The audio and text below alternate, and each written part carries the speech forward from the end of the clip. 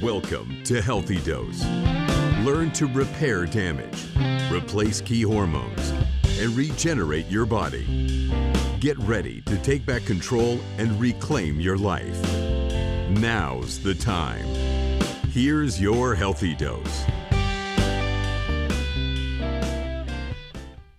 Hi, my name is Dr. Joe, and welcome to your daily Healthy Dose. I'm here with my co-host, Dr. Buzz in Cabo. Morning, Buzz. Morning. How you doing? Great. Today we got a great topic with so many people now working from home because of the pandemic.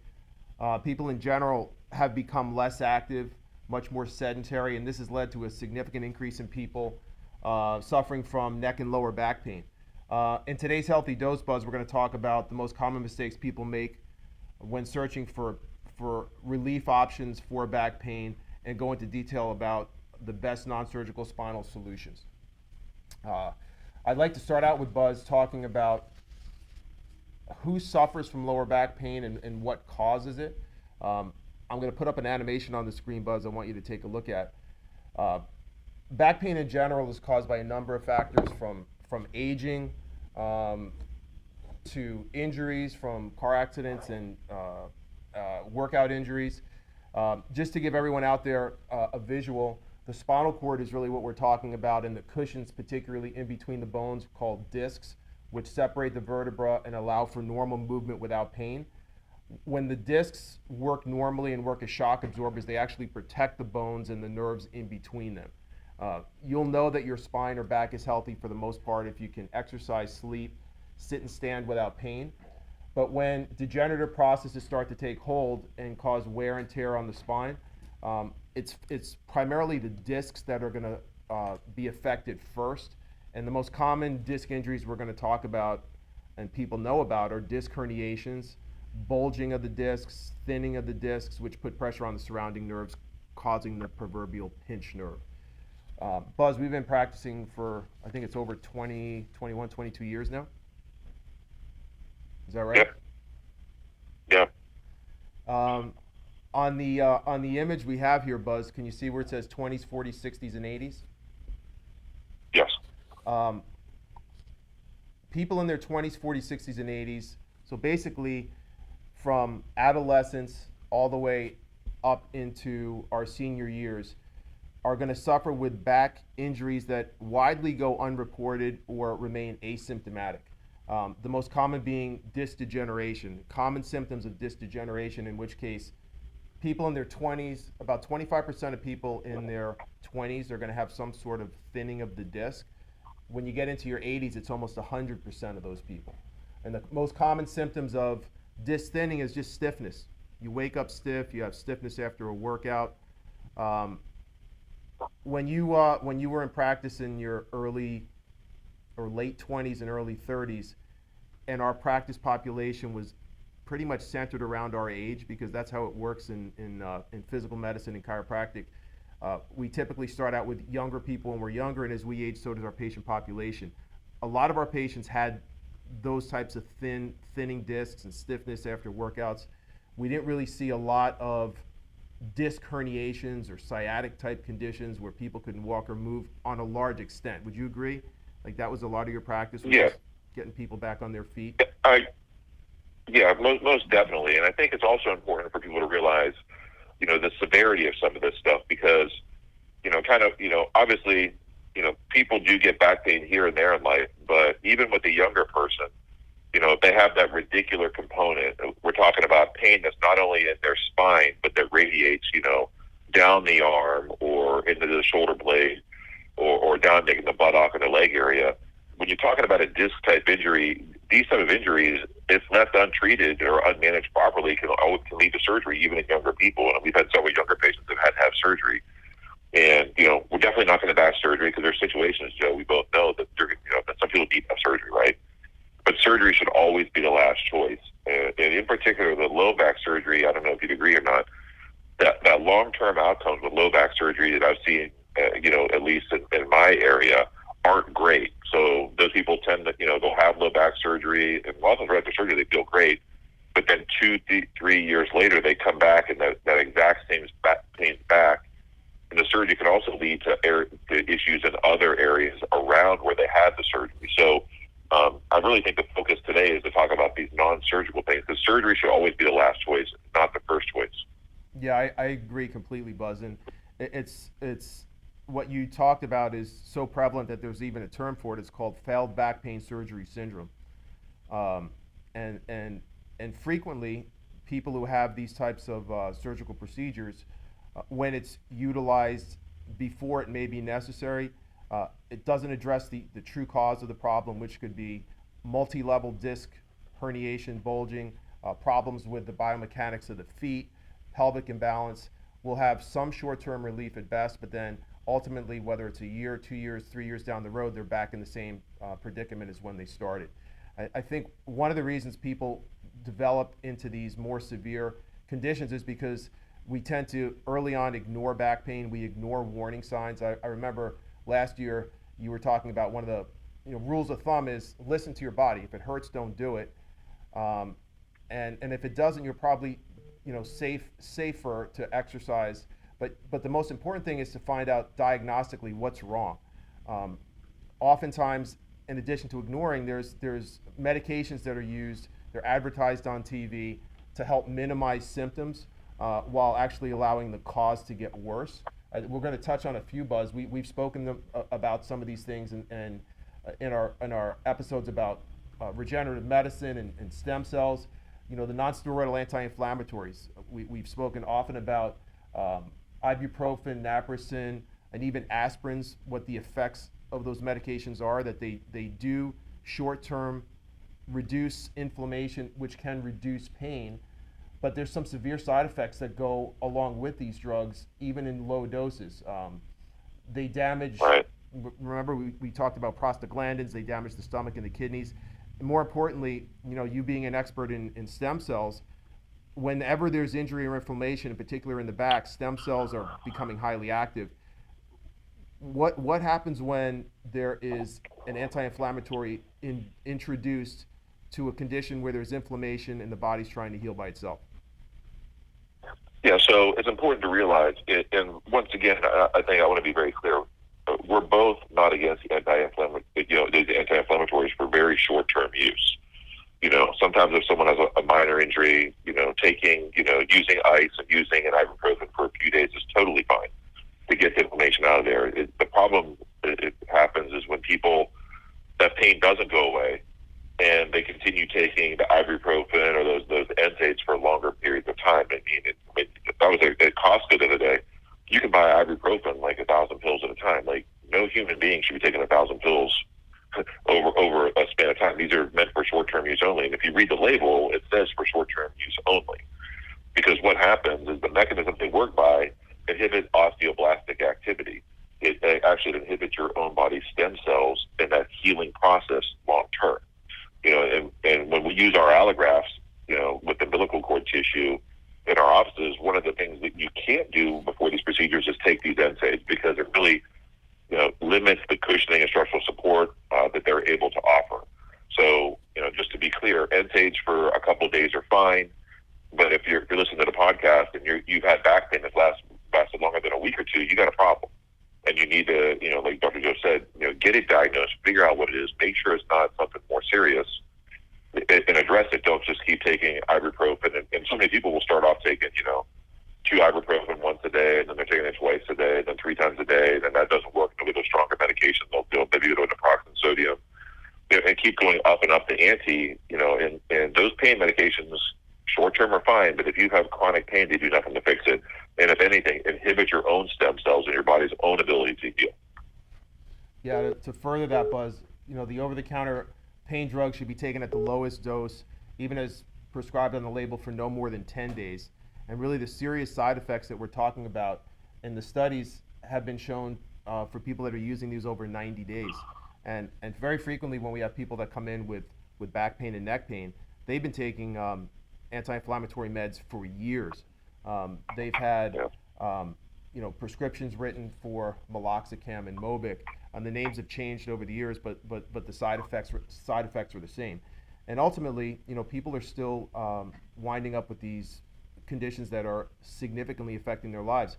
If we go to this animation here, back pain from bulges, disc herniations, or extrusions is much like a tire worn down to the metal. You don't become aware of the severity of the condition until you have a crippling episode. So people who have really severe back pain, when it's caused by sneezing, straining, it didn't just happen overnight. It's something that's been accumulating over time, but because of the diagnostics have not been done, they only become aware of it when the body starts to fail. Yeah, and I think what you said was very key there too, Joe. There's so many people that will come to our office that have had back pain for 6 months, a year, 2 years, and we'll ask them if you had an MRI, and what's wrong? Well, I went to my doctor, and he said I have a blown disc, herniated disc. They're all the same thing, a tear in the disc. And you'll ask, well, do you have your MRI? Well, I haven't had an MRI. There's no way to diagnose a disc injury without an MRI. You can guess, right? Mm-hmm. But really, it's important to get the MRI to see what's going on, because to see is to know, and to not see is to not know, and it never makes sense when you're dealing with someone's health to guess. Yeah. So very important to get it diagnosed, because as we mentioned earlier, if you have a true disc injury that's been diagnosed with an MRI and you do not treat it properly, it always leads to surgery. Yeah, and that's exactly what you said. Spinal conditions like degeneration, misalignment are diagnosed with x-rays, but disc injuries are only diagnosed with MRIs. So if you haven't had your MRI and you have back pain and you've had episodes of crippling pain, 1 or 2 episodes a year, or maybe it hasn't happened for a year, get the MRI, because once you have the MRI, it's going to tell you that you have 1 of 5 conditions affecting the disc. If this is the source of the problem, it's either going to be thinned out where it can't absorb stress, It's going to be bulged, which is another term for an early stage herniation. It's going to be prolapsed or herniated. If that's the case, the fourth condition is a side effect of that. It's called facet arthrosis or degeneration, in which case you're going to be getting compression of a nerve not only from a disc, but from an element in back of the spine called the facet, and something else called the spondylolisthesis, which is an unstable segment of the spine that puts abnormal pressure on the disc. All 5 of those conditions are treated non-surgically with excellent results. You got to remember, when you have extreme pain, people want immediate results, and oftentimes they'll bypass an interventional center like ours. They'll bypass even interventional medicine like blocks or rhizotomies, which is cauterizing painful nerves to see if inflammation could be reduced gradually over time, and they'll go straight for a spinal surgeon or a neurosurgeon. And I can tell you, having worked and currently working, and I know you do as well, Buzz, with some of the best neurosurgeons and orthopedic surgeons here in town, oftentimes we get referrals to the office back from them from people who have gone to them first, and they are not willing to operate because the patient is not a good candidate. Right. I think, once again, always starting with conservative. Now, the exception to that would be if someone loses bowel function, if they lose functionality of an extremity, that's a surgical case for sure. But if you just have pain down your arm or your leg, 9 times out of 10, they'll respond very good to the conservative treatment that we're able to offer. Right. So let's touch on that, Buzz. You just made an excellent point. So there's a syndrome where if you cough or sneeze, you lose control of the bladder or bowel. You've developed a foot drop. You have severe 10 out of 10 pain because of a trauma. There are conditions that are surgical in nature. And absolutely, you should consider and need to see a surgeon if those things are present with your condition. But the majority of cases that involve severe lower back pain do not involve those criteria that we just mentioned. Right. And kind of a differentiator too, is if you're listening to this and you have pain that goes below the elbow or below the knee, we know there's going to be a disc component. And that's what that's a must for an MRI. Now, if the pain radiates to the shoulder or to the butt area, it may or may not be a disc. Once again, I still would get an MRI. But these are things that when you have these disc injuries, you've got to diagnose them. You got to treat them aggressively before they get out of hand. Yep. I know in both of our offices, that's part of our initial intake. We'll X-ray examine the patient, both with our medical providers, and run them through a full physical, orthopedic, neurological examination, get the MRI ordered, and I know with 1 or 2 days turnaround, we have all of the information that we need to proceed with treatment. I think one of the things, Buzz, that we touched on earlier in the show about people having increased back pain and neck pain is from the sedentary lifestyle of sitting. We're going to throw it back to an animation, and you can see here that this is something, there's terms in the news called text neck, people developing back pain from prolonged sitting. You can see that the body is pretty amazing in the way it's developed. There's 2 curves, one in the neck, one in the lower back that point forward, a curve in the middle back that points backward. And when we stand and those curves are in place, there's very little stress on the disc at all. And the disc can function the way it was designed to be a shock absorber. It actually helps disperse and relieve stress and pain from the body. But when we're looking at phones or computers for a majority of the day, you can see the head here tilting forward, the upper back tilting forward. The average head weighs between 10 and 12 pounds, some even heavier.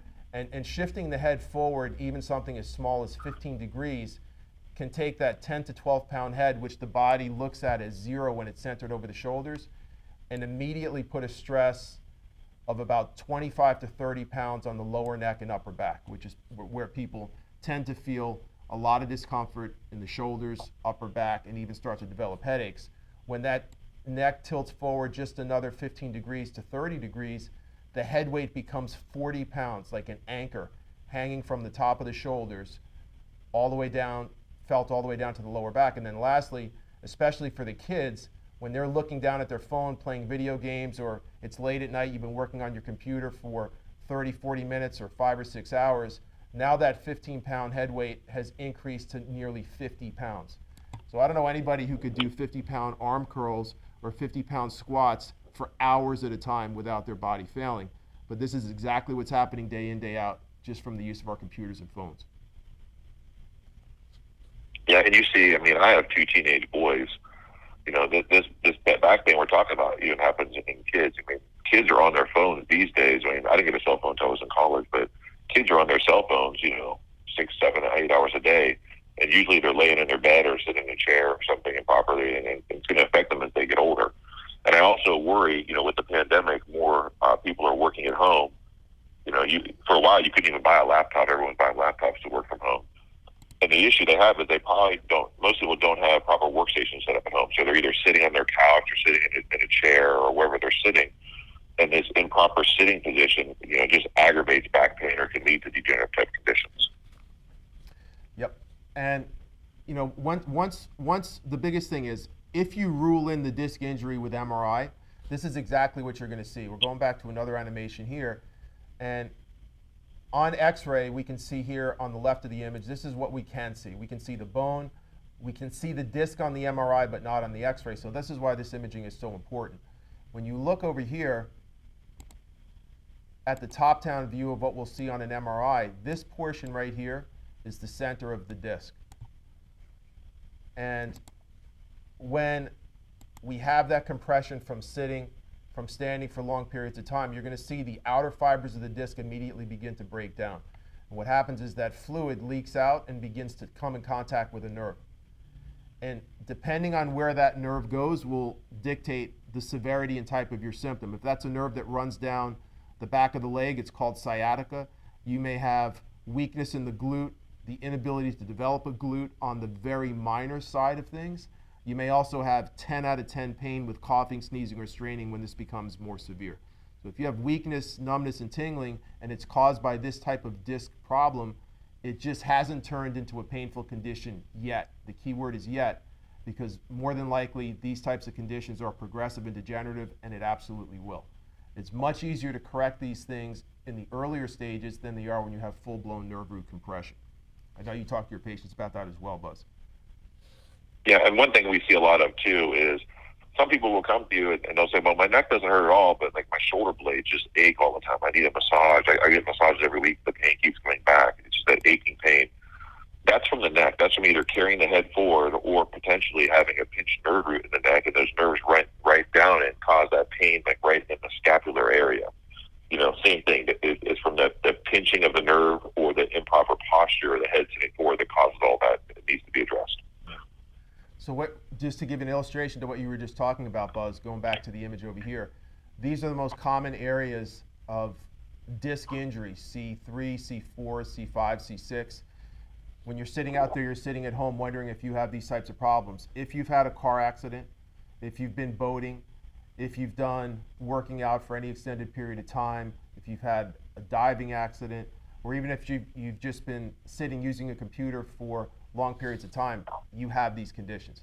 So C4, C5, these are the most common areas injured in a car accident. And to your point, you can see the highlighted area here, scapular pain, rhomboid pain, chronic shoulder pain, maybe not even neck pain present at that particular time. Another great example here is looking at the dermatomes, which are areas within the body that are affected by certain types of nerves. Whiplash injuries most commonly cause these types of disc injuries, C5, C6, C6, C7, shoulder, arm, hand, finger numbness, finger tingling, arm pain, arm weakness.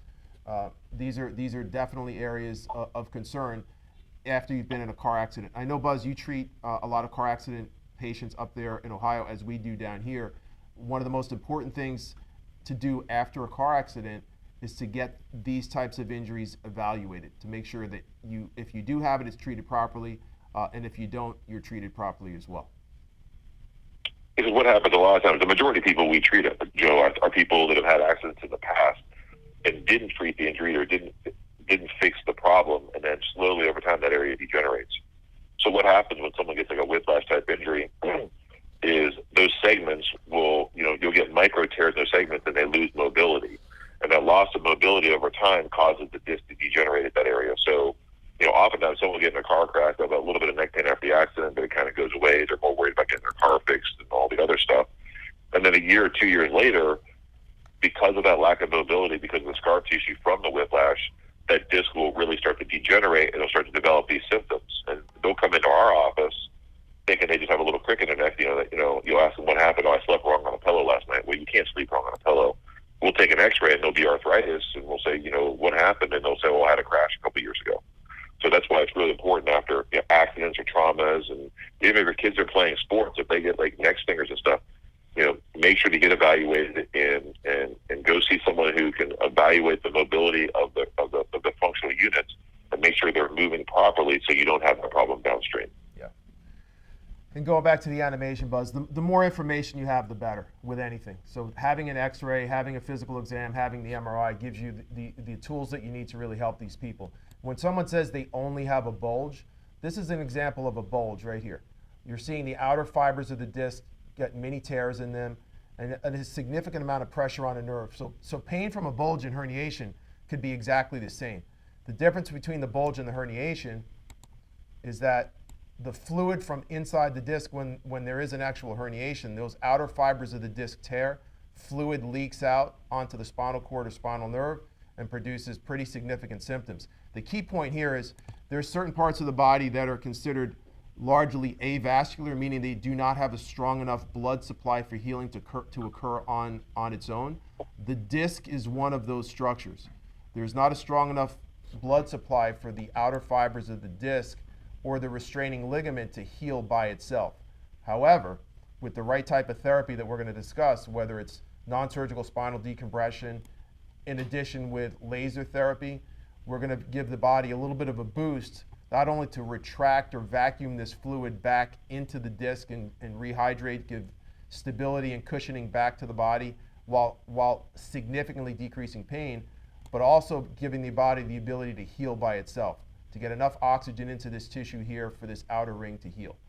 So those are the two types of disc injuries that can produce pain down the shoulder, down into the leg. There's also a condition called facet arthrosis that we'll often see on MRI. It's widely underdiagnosed and underreported, but the facets are the interlocking segments behind the spinal nerve, behind the spinal cord. And these joints provide stability. They provide for the forward bending and backward bending of the spine. And what can happen with these joints over time is they could become overutilized because of poor mechanics within the disc. So if you take both of your hands and you put them in front of yourself. Sebastian, let's go here. So this is an example of a spinal segment right here. Okay? These are the bones, and this is the cushiony disc right here. When you have a bulge or a herniation right here, here's an example of what the herniation would look like. Fluid leaks out, comes in contact with this nerve, resulting in some sort of pain symptom, back pain or neck pain. As soon as this happens, the normal movement of the disc is suspended. There is no pumping movement of the disc. People often feel stiff, tight, in addition to having massive amounts of muscle spasm. The facet is the interlocking portion of the spine here that will start to overcompensate for the loss of movement in front of the spine. And what will start to happen is you'll have grinding on the back side here. People often tell me that they have clicking and popping, they can't touch their toes. And one of the scenarios that we'll see is that you will start to develop an arthritic condition from the back side of the spinal nerve, and in combination with the herniation or bulge from the front side, you get narrowing or compression of the nerve root. And that's a condition called an osteophyte disc complex or a facet encroachment disc complex that often is non-responsive to even the meds or traditional physical therapy or chiropractic care, which moves us into our non-surgical spinal decompression. Buzz, I'm sure you've seen a bunch of these that you've treated over the years that we started with chiro and PT. Lots responded, but some just exhausted or reached a maximum medical improvement that we had to find something beyond this to help these people. Yeah, chiropractic works really good in those situations where the injuries are newer, right? Just when you restore the mobility back to that joint, get all 3 inches of motion back, they do well. But once you start getting some significant disc degeneration, some arthropathies, that's when using the decompression with laser therapy, in my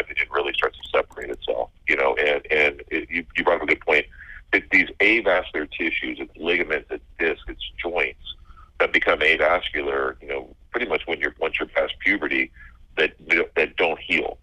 So in those situations, that's when you have to bring in photobiomodulation with laser therapy, decompression therapy, sometimes allograft with stem cells, things that are outside traditional to really help those areas to heal, or they just don't heal. Correct. And one of the best parts of the treatment that we have in terms of non-surgical spinal decompression and laser is it addresses the concept of avascularity, helping to promote the growth of new blood vessels, fortifies the existing blood vessels, pushing more blood even in the periphery of the disc. And the simple fact of pulling fluid back into the disc, there are metabolic changes that occur within the disc that help the disc absorb more oxygen. There's the animation I want everyone to see out there of what non-surgical spinal decompression is, because when you're dealing with back pain, oftentimes you don't want anyone to touch you. But imagine a treatment for the most severe type of lower back pain, where you get up on a table, you get strapped in, you lie down, for 15 to 25 minutes you allow the table to do the work, and it's pain-free. So as you can see in this animation, as the table gently pulls over time, you have oxygen moving back into the discs, toxins that cause inflammation, pain, and swelling moving away, and gradually, session after session, that fluid retracts or gets vacuumed back into the center of the disc, allowing for proper flexibility and mobility once again. So this has been a game changer in our practice in treating lower back pain over the years. I know in our practice down here in Miami, Buzz, the tables that we have, the biggest problem that we have with this non-surgical spinal decompression is we never have enough tables to accommodate the patients that we see. Yeah, I'd agree with you. But it's very, very effective, and there's really no other solution to this problem. And what happens is we go back to, that just sitting, when you're sitting, you put the maximum pressure on the disc. So people go home and they're working, they're sitting, and they put that maximum pressure, and the disc just never heals unless you do some kind of therapy like this. Yeah, and one of the best parts about this type of therapy and treatment is this is backed by science, Buzz. Dr. Norman Shealy is widely regarded as one of the most published and well-respected neurosurgeons. He's published out of Duke University and also out of Harvard University. And we're quoting from the American Journal of Pain Management, Volume 7, Number 2, April 1997, where he conducted a survey of these types of patients, people who had, in particular, herniated discs, degenerated discs, torn annular fibers, which is the outer covering of the disc is torn, not allowing the disc to maintain its normal height and fluid. And these patients had pain prior to treatment in the back, down into the leg, numbness into the leg, and weakness, oftentimes which are indicative of these disc patients when they come in to see us. And the outcome was pretty astounding. The summary of two studies, the Ironman study from Journal of Neuroimaging, took into account these types of patients, these types of symptoms, and when I read these results, they're absolutely astounding. Post-treatment, in 71% of the patients, there was over 90% reduction in the disc herniation. Virtually every single patient had significant relief, enough so that they were able to quickly return to work.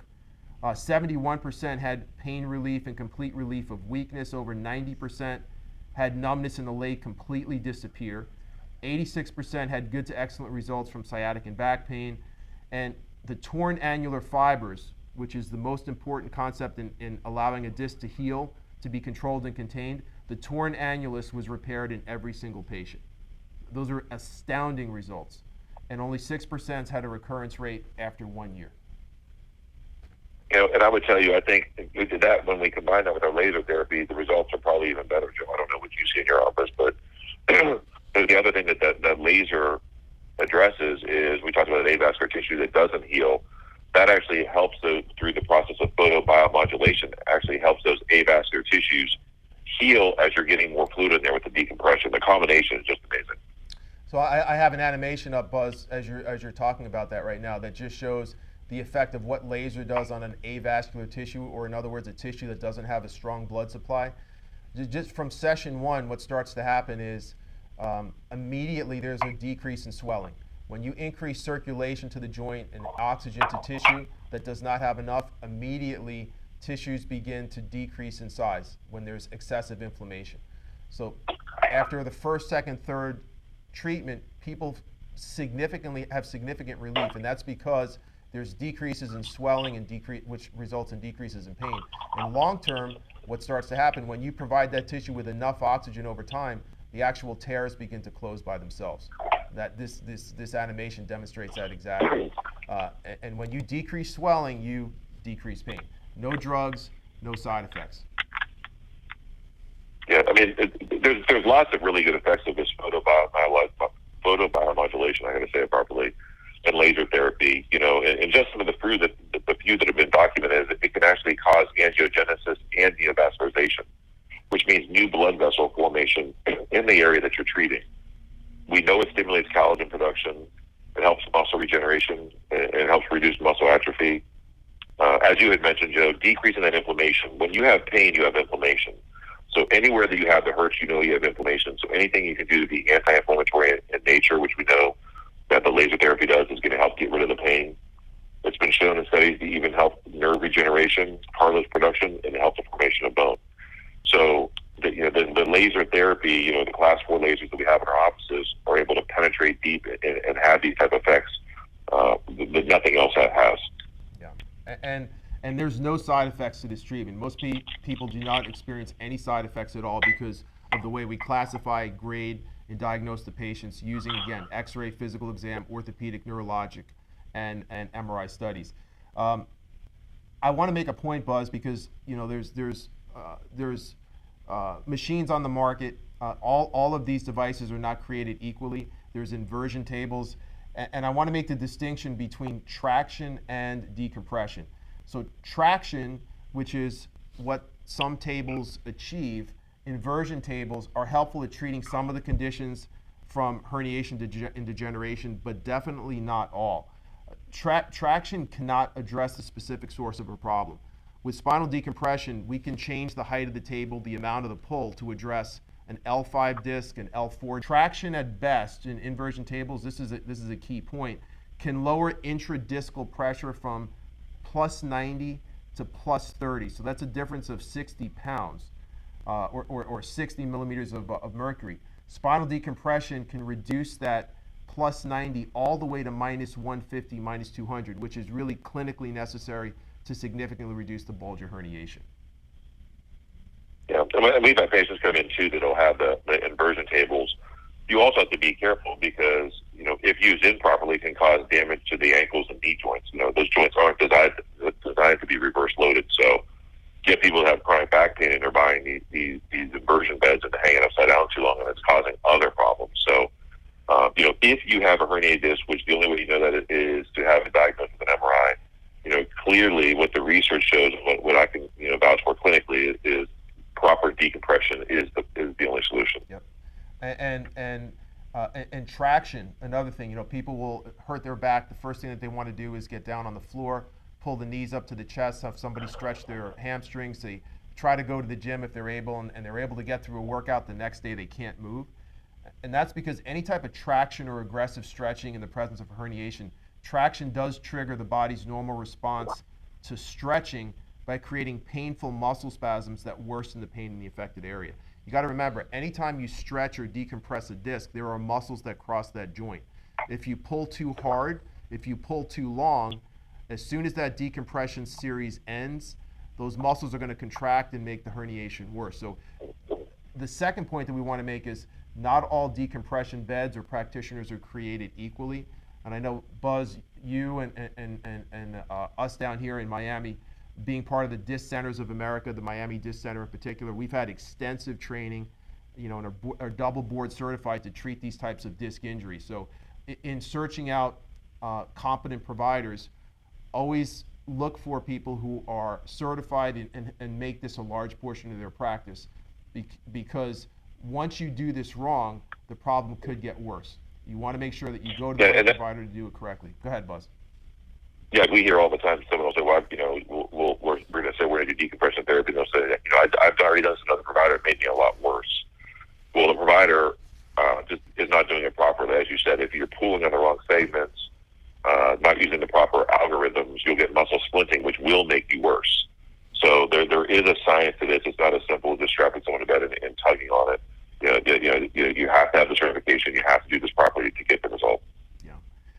So to wrap things up, people who have back pain, neck pain, these conditions can be controlled and contained.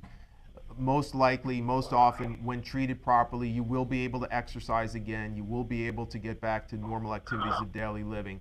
And that's the point that we want to make. As severe as these things are, and as precise as you have to be with the right type of therapy and treatment, when done properly and things go right, you're going to be able to get back to life and doing the things that you like to do.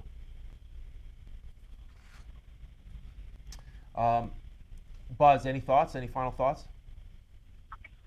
Yeah, I mean, kind of circling back, if you're listening to the show and you've had pain for longer than a few weeks and you're taking anti-inflammatory, you're considering getting some type of injection, go to someone who specializes in this type of care, get an MRI to see what's really going on. Because if you don't have an MRI, you're just guessing when you're talking about something like this. An X-ray won't show you the majority of these type of injuries.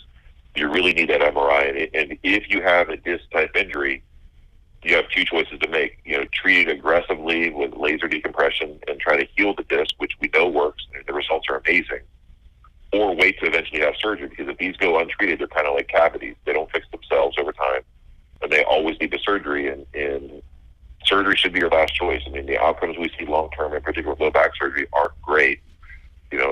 Especially when we have such a high success rate of treating these things non-surgically, it just makes no sense.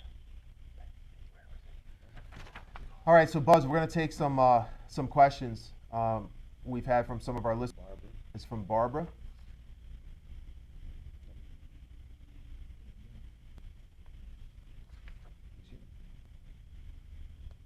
It says, what do you recommend for work from home? What do you recommend for home? One moment. What do you recommend for work from home, sitting and working, that will support healthy back and legs? So the question from Barbara was, what do we recommend from home that will help maintain and support healthy back and legs? Buzz, I could take a shot at this one first. I think one of the most important things is to not stay sedentary for long periods of time. Every 30 minutes or an hour, get up from your desk, walk around the desk, get a drink of water. I would also say taking a small towel, folding it in half and rolling it up, putting it in the small of your back above the belt line, and sitting back will help maintain that proper curvature to maintain at least some flexibility and support into the lower back. How about you, Buzz? And make sure, that 90-degree rule too. Make sure that when you're sitting, number one, you're not in a bed, laying in your bed or in some type of relaxing chair that most people have in their houses. But you're sitting at a proper workstation where you're basically your computer screen's right in front of your face. You're sitting up straight. The angles of your legs are at 90 degrees, and you're really sitting properly. And as Joe said, every half hour, get up and walk around a little bit, then go sit back down. It's also really important to make sure your hamstrings are stretched out. I like the idea of doing some hamstring stretches just to keep some of the pressure off that low back. Yeah, and one of the best ways to stretch the hamstring is right from your chair. Put one leg out in front of you, gently lean forward till you feel that stretch in the back of the leg.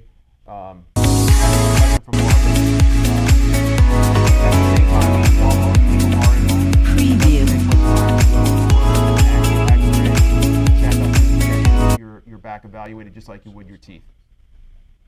All right, so our next question is, are whole body vibration exercises on a vibration plate effective in treating low back pain?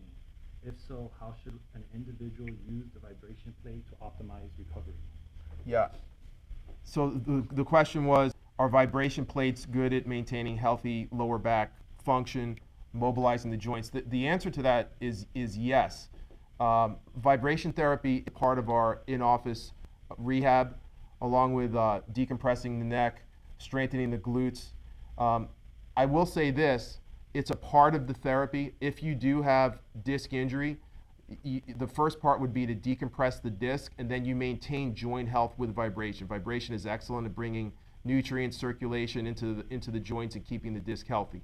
So vibration therapy, vibration plates are a huge part of our rehabilitation. I would say the first thing is find out what the actual type of herniation is and get the appropriate treatment. If you're sitting at home and you have no access to non-surgical spinal decompression, the first thing that I would say is if it doesn't hurt, you're probably okay doing it. If it does hurt, just don't do it. This is not a type of injury that physical therapy is going to make better. If you have a bad shoulder, you're coming back off of rotator cuff surgery, you're going to go through aggressive physical therapy where there's a lot of pain involved in getting back to normal health. When you have a disc injury, that is not the case. Aggressive physical therapy, aggressive stretching does not make the condition better, it makes it worse. So if you do not have access to non-surgical spinal decompression and you don't have any of the risk factors that we mentioned early on in the show, loss of bladder, loss of bowel function, the best thing that you can do is not aggravate it at home, ice it for 20 minutes at a time, and get yourself to someone who can help you. What do you think, Buzz? Any thoughts on your side? Yeah, and I also, you got to keep moving too. One of the worst things that happen to people is when they have a disc type injury, they sit or they lay around a bunch, and that lack of motion just leads to further degeneration. Now, obviously, you got to be careful what you do, but oftentimes just like walking slowly, moving around is some of the best stuff you can do. You know, and sitting is the worst thing you can do. Mm-hmm. Okay, so we got a couple more questions, Buzz. Let's see. How does intermittent fasting affect the body and muscles? How does intermittent fasting affect the body and the muscles? You want to take that, Buzz? Yeah, intermittent fasting, that's something I know I do 1 or 2 days a week. Joe, I think you do it also. It helps a lot with cellular metabolism. In particular, if you can get past like that 14-hour window, it definitely helps the body heal and helps the cell cycle. So I'm a fan of intermittent fasting. I also know before we use allografts that contain stem cells, the results are better if someone will fast prior to the procedure. It just really helps the tissue and the cushioning and structural support. So I'm a fan of fasting. I think everyone should try to do it at least 1 day a week. A simple 14-hour fast, and that basically means you don't eat any food. I think you're allowed to have water, black coffee, or tea. That's it, nothing else. Is really beneficial. It's just getting inflammation out of the body. And as we mentioned earlier, anybody that has pain, you have inflammation, and fasting has been shown to really help decrease that inflammation.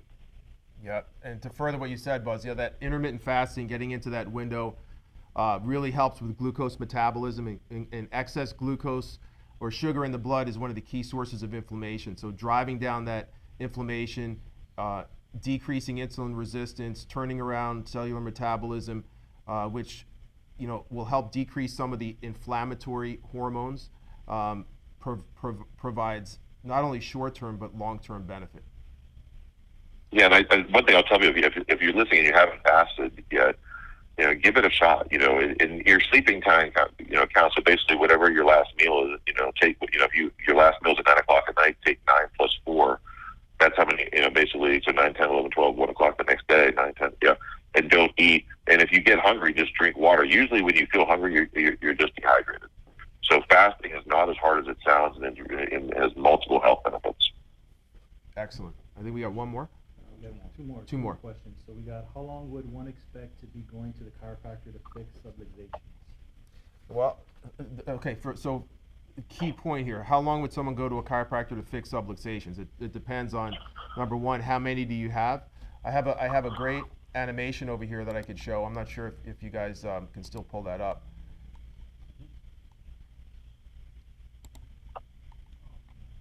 But in any event, if you could all visualize a triangle, a subluxation means that a spinal segment has lost its normal position, its normal mobility, and it's putting pressure on a nerve.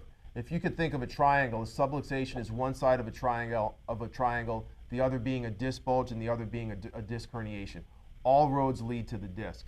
So if you've had diagnostics and you do not have disc-like symptoms, subluxations can be corrected in a few weeks, a few visits. If you've had a subluxation that's causing loss of normal biomechanical posture, you've lost the curve in the neck, that could take months, it could take years to fix. Remember, you're not treating a symptom, you're treating a condition, you're restoring posture. If the subluxation is related to a disc type injury, usually with non-surgical spinal decompression, most cases are treated within 24 visits, typically between 6 to 8 weeks. In which case we have people take about 6 weeks off and then get back on a period of maintenance, which is usually one treatment a month. How about you, Buzz? I agree with that 100%. I mean, it really depends on the individual, how chronic is the condition, and what's their overall health. So there's no cookie cutter answer for that, unfortunately. Right. All right, so we got the last question. Last question. This one's a good one. This is one that we get asked every day. Are insurances covering these treatments specifically for sciatic pain? So good question. So does insurance cover these types of treatment, especially for sciatic pain? I could tell you the most important part of the treatment, one of the most important parts of the treatment is the diagnosis. And yes, nearly every insurance covers an MRI, which is crucial to determining what type of disc injury you have and how long the treatment will be. Non-surgical spinal decompression and laser therapy are not covered services by insurance, but they are affordable. The exercise component of the therapy is covered by insurance. I know when we diagnose patients with this condition, Buzz, I know in our office that people don't turn down care because they can't afford it. We always find a way to make them afford it and fit it comfortably within their budget. It's just a matter of time and dedication. This is hugely, patients have to take accountability for this in that, yes, they can afford it. Yes, it fits comfortably into their budget, but you have to make it work. These therapies don't get you better by themselves. You have to get here. You have to not miss visits. You have to stay in a range and do exercises in which you have comfort and not pain, and you definitely will get the results that you're looking for. But in terms of insurance, always covers the MRI, doesn't cover all of the treatment, but it is affordable. How about you, Doc? Yeah, I agree with that 100%. I mean, and people have to realize, usually these disc injuries are something that slowly occur over time. It's kind of like when you get a cavity, not because you got cake the night before, it's the stuff you've done over time. So, it's not going to be one session. It's not 100 sessions either, but, depending on the individual, it could be between 20 and 40 or 50 sessions to fix, years and years of damage, which is very feasible and doable. So we're going to be wrapping it up, Buzz. I know you're enjoying yourself. It's great that you were able to join us from Cabo down there. I know we had some technical difficulties, but we made it work. And always glad to have you on board, Buzz. I think we always get some information out there that could help at the very least a few people. But on the broader scope of things, I know we're helping a lot of people out there. Yeah, thanks for having me. It was good, and we'll catch you next time, I guess. All right, Buzz. Take care. And everybody, we'll see you next time. Yep, we'll see you next time for your Healthy Dose. I'm Dr. Joe. See you next time.